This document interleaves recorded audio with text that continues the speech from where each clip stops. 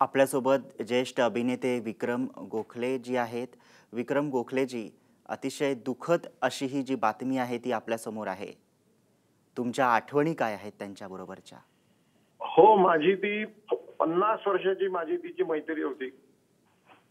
ती माझ्या धाकटीसारखी होती आणि मला त्रास होतोय बातमी ऐकताना आणि हे सत्य स्वीकारताना.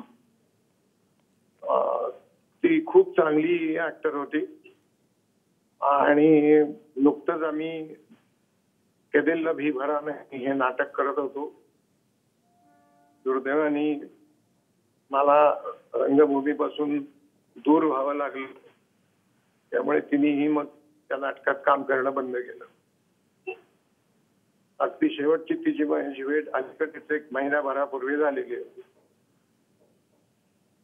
आणि त्रास होतोय मला खूप. मी पनवेलमध्ये शूटिंग करतो आहे, लांब आहे.